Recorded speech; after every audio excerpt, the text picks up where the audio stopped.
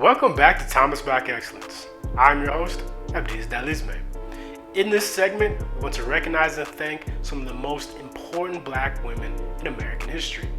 The accomplishments of these women made it possible for the progression of African Americans and women of color in America.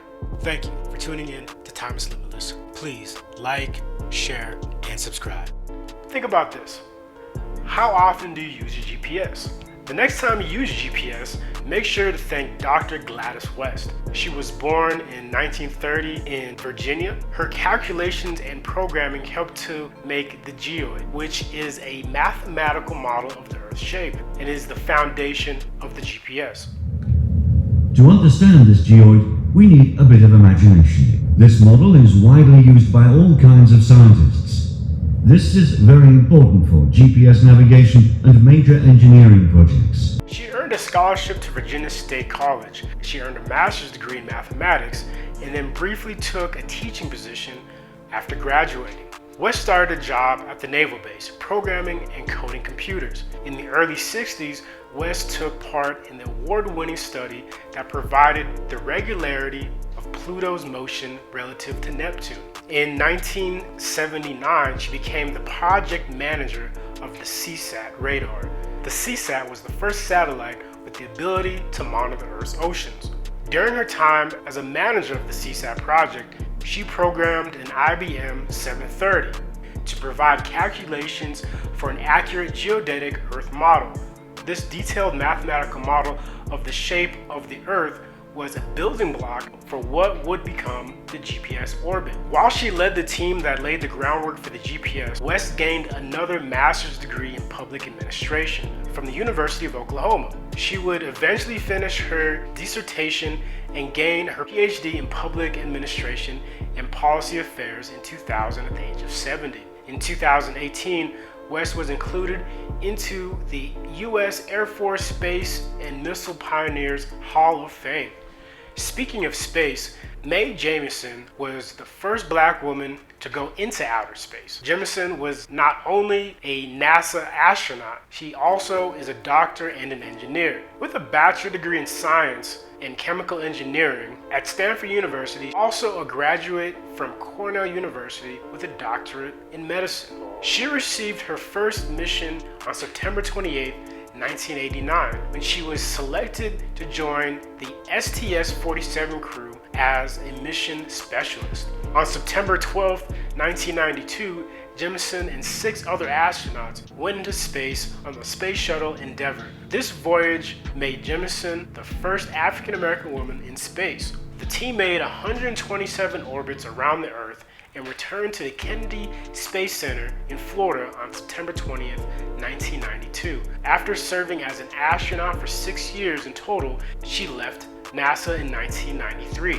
Jemison is a member of the National Academy of Sciences Institute of Medicine and has been inducted into the National Women's Hall of Fame, as well as the National Medical Association Hall of Fame, the International Space Hall of Fame, and Texas Science Hall of Fame. She has received multiple awards and honorary degrees, including the National Organization of Women's Intrepid Award and the Kilby Science Award. She has also written several books and appeared in many television programs, including an episode of Star Trek: The Next Generation. Currently, Jemison is leading the 100-year spaceship project through the United States Defense Advanced Research Projects Agency. She also serves on the board of directors for many organizations, including the Kimberly-Clark Corporation, Scholastic Incorporation, Valspar Corp., Morehouse College, Texas Medical Center, Texas State Product Development and Small Businesses Incubator, Greater Houston Partnership, Disaster Planning and Recovery Task Force, and the National Institute of Biomedical Engineering and Bioengineering. And if that wasn't enough, she is also fluent in Russian, Japanese, and Swahili. We've all heard of Rosa Parks and her courageous act of defiance by refusing to give up her seat surrounding segregation.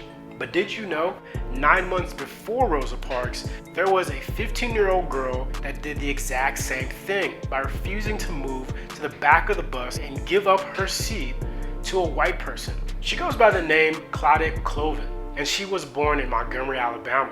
But there are many reasons why Claudette Clovin has been pretty much forgotten. When asked why she is little known and why everyone thinks only of Rosa Parks, Clovin says the NAACP and all the other black organizations said that they didn't think teenagers would be reliable and felt Rosa Parks would be a good icon because, quote, she was an adult. But let us not forget Claudette Clovin and how she changed the course of history. Whatever success I have obtained has been the result of much hard work and many sleepless nights. These are the prominent words spoken from the first female millionaire in the United States, Madam C.J. Walker. Born Sarah Breedlove on December 23, 1867 in Louisiana, she was orphaned by the age of 7 years old and survived by working in the cotton fields. After changing her name to Madam C.J. Walker, she founded her own business and began selling Madam C.J. Walker's Wonderful Hair Grower, a scalp conditioning and healing formula which she claimed had been revealed to her in a dream.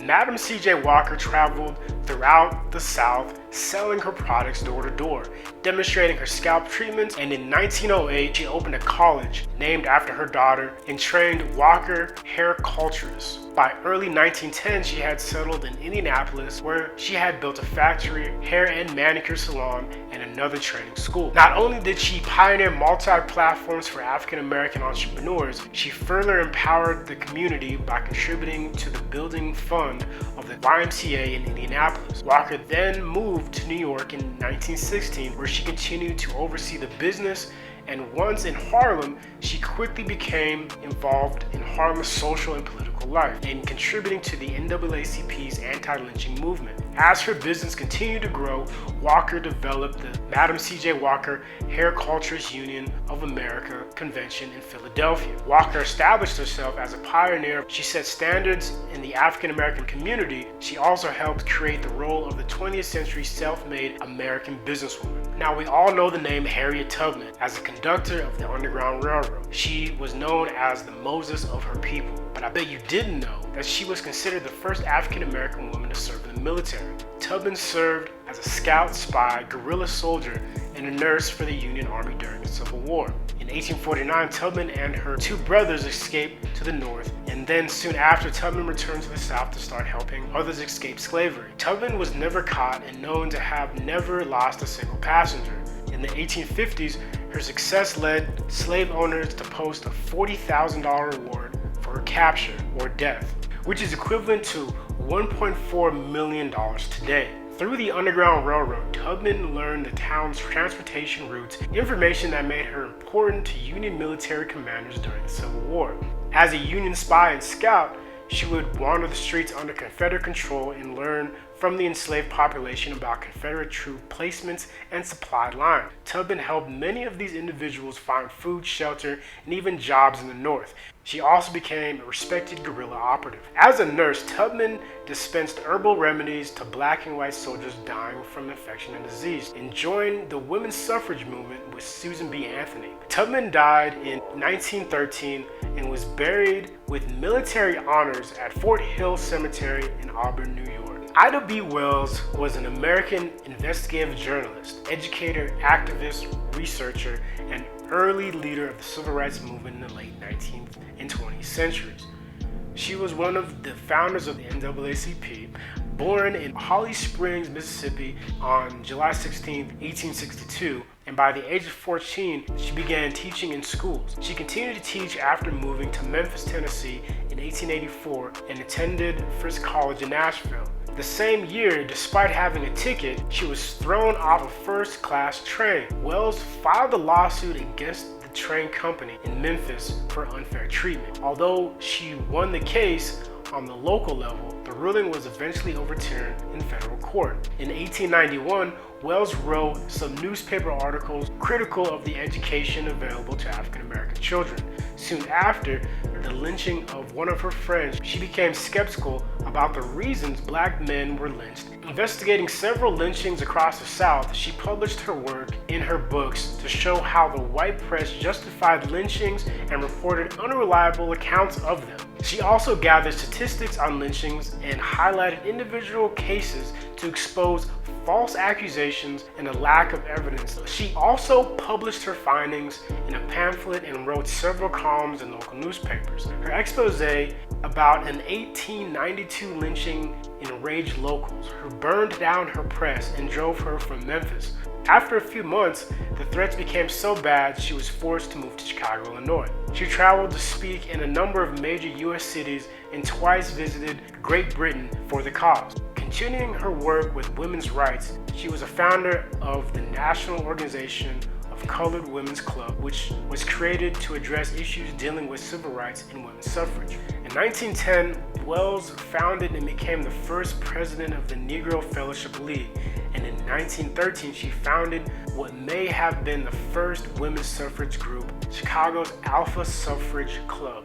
Alexa Kennedy was the first black woman neurosurgeon. Born in 1950, Kennedy grew up in Lansing, Michigan. She earned both her bachelor's and medical degree from the University of Michigan. Kennedy later went on to graduate cum laude from the College of Medicine. She was accepted as a surgical intern at Yale New Haven Hospital in 1975, breaking another barrier as the first woman and first African American to be enrolled in the program. In 1976, she began her residency in neurosurgery at the University of Minnesota, which she completed in 1981. Following a fellowship in pediatric neurosurgery at the Children's Hospital of Philadelphia, she returned to her home state of Michigan and joined the neurosurgery department at Detroit's Henry Ford Hospital. She later became the chief of neurosurgery at the Children's Hospital of Michigan, where she cared for young patients facing life-threatening illnesses, gunshot wounds, head trauma,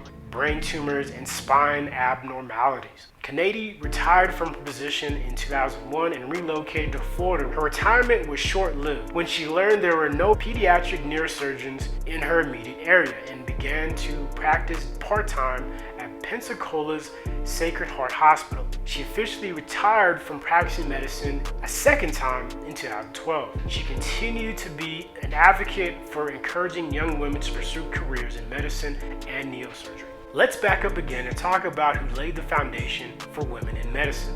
In 1864, Dr. Rebecca Crumpler became the first black woman doctor of medicine. Born in Delaware, 1831, Rebecca, then named Rebecca Davis, was an American physician, nurse, and author. Crumpler earned a place at the New England Female Medical College in 1860. The school was the first in the country to train women MDs, and at the time, many men argued that women were too delicate or not intelligent enough to be doctors. Most medical schools barred black students regardless of their gender. She collaborated with the Freedmen's Bureau and other charities and missionary groups to care for freed African Americans. After studying, she became the first African American woman to become a doctor of medicine in the United States. She also was the first black woman to earn a medical degree in the United States.